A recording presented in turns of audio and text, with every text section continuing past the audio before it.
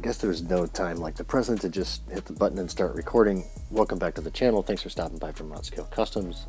It clearly has been a little while since I've done a channel update of any kind. Running thin on ideas and steam, guys. Pushing on 4 years of running the channel and still, you know, on a weekly basis, if not a daily basis, just fending off negative comments, personal attacks, things like that. And it's just, I realize people need hobbies, but if coming to somebody's channel and trying to make their life miserable is your hobby, then you really should take a good, long, hard look at yourself in the mirror. All that aside, I bought another truck. When you think you have enough trucks, probably the best thing to do is go ahead and just buy another truck. And so as you can see, it's kind of a little bit of a Toyota-thon going on here, all thanks to my friend Chad for coining that phrase a couple weeks ago. I kind of forgot all about that.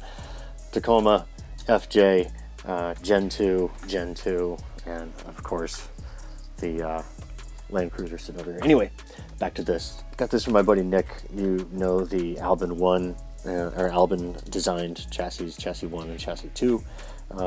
The guy that designed and made those chassis just happened to have this thing sitting around, and it was unused. And so I asked about what was going on with it, and he made me a great deal.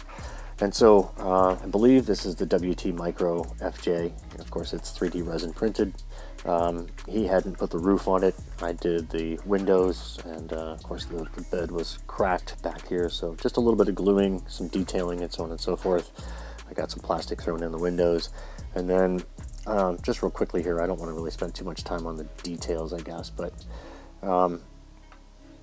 let's see if I can zoom in a bit here. But did a little detail painting, and very admittedly, it started out with trying to do clear coat on this, but the original coat of paint just never really bonded with the resin. And so once the clear coat hit it, it began to bubble. And so it was doing a pretty good job of hiding some of the 3D print lines and so on and so forth. But needless to say, it turned into lemons fairly quickly, so I decided to try and make some lemonade out of this. And what I did was just worked to flatten everything back down as best I could while it was still wet. Toothpick and finger and everything, just kind of like trying to mash the points down. And then once it was to a point, I began to hit it really lightly with some sandpaper, and kind of began to sort of like what it was doing for the weathered appearance, kind of knocking some of the shine off of it. And so just began to do a little bit of, you know, just light detailing that way. And then even later last night, probably around midnight, I threw on the detail glasses and decided to get in and start doing a little bit of rust paint. And that was with, oh, it's not even over here, but it's just a regular rust color from Vallejo. And the stuff just goes on really easy with a brush. And what I was doing was just detailing into some of these locations here, and then just taking my thumb and working that in, which of course, you know, just kind of leaves the stuff in the darker spots, but just kind of takes away some of the surface. And I think with detailing, let me zoom back in again, let's see if I can. I think some of it worked out pretty well, that it actually does look like, you know, bubbled paint, and it's revealing maybe an original coat underneath. You know, there's some detailing, of course, you know, on the, basically where it's supposed to be. I kind of did kind of a half-assed job on the bed. I still need to do a little bit more work with that, but I think at least the cab is probably coming around to what I consider finished. Okay, enough on the outside. Let's kind of talk a little bit about the inside. This is on an OGRC chassis. This is the second one of these that I have. The first one is actually this truck right here. So I already know, you know, how this thing performs, and so I was actually kind of looking forward to having another one of these and building a different one. And it just so happened that Nick told me that this was built on that chassis. But we're looking at a little guy motor on a stock gearbox, but I'm not 100% sure, and I still don't think it is, but it's the 2.5 transmission, so I almost think that this might be an OD. Admittedly, I have not opened up the gearbox on this. It didn't have drive shafts when it showed up, and so I added drive shafts, and also swapped out the 2 upper links that had just stock plastics. And so it just so happened that I had some Injora black ones that are just like the ones that are on the bottom. So it has high clearance links. It currently has the factory baby bump skid on it, so it needs to have an OGRC flat skid. thrown in there. And then it also, let's see what else. I glued the tray into the top and just very generically super glued the magnet down. I had deep cased the ESC, but I discovered that it worked best in the box, and of course stuck to the underside of it, which leaves me access to the power switch right here. Obviously the gearbox cover has to be off in order for all of this to work well. And it gives me room to be able to still hit one, maybe even two ports over here if I need to. I don't plan on running lights. I trimmed the end of the drag brake jumper here. That's like all the way down to the metal, so the drag brake is still in there. It's just neatly tucked in so you can't see it. Just happened to have this OGRC servo laying around. It got the NSDRC servo horn to make everything work, and I threw one wheel weight up on the top.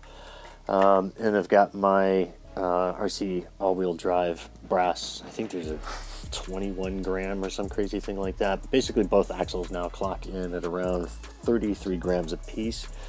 A note on these axles: these are prototype axles from Nick. This was something that he designed kind of in the same vein as the Super 8, but of course with standard mounting where the rear diff, the rear opens up. But these are basically Super 8 width, and this material is awesome. From my experience so far, it's much like having skateboard trucks from days of old, when way long ago, before people used to grind their trucks down, we used to put those plastic coping pieces on, which would help you grind curbs and stuff like that really super easily. And I'll be damned if this doesn't work the exact same way. So I'm pretty sold on the whole 3D printed axle. I have definitely talked my fair share of shit about them in the past. I just hope they hold up.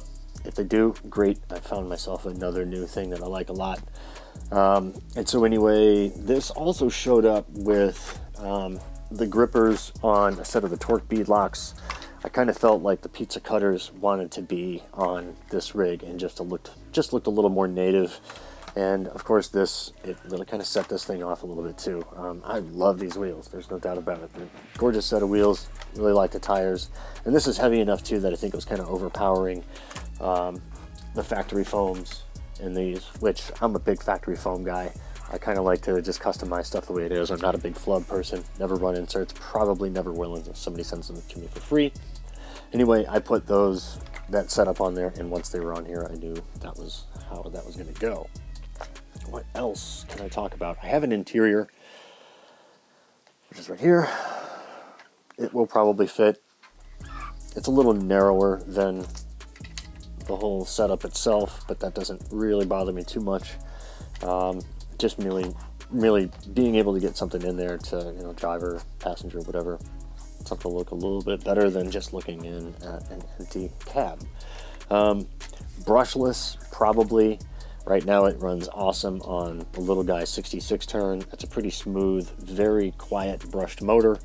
In the future, I do have something here that I don't even know if I should reveal these or not, but I guess I just did. These are also from Nick. Once again, Super 8 width, and we're talking about a molded rear axle for high clearance. So basically you just have a breakover skid that is basically built right in to stock Super 8 width. If you have any interest in getting a hold of something like this, reach out to at Albin Designed, Albin _designed, that's ALBIN _DESIGNED, Albin Designed, and that's at Instagram. And you can reach out to Nick and find out, beg and plead if there's any way that he would print a set of these up and send them to you.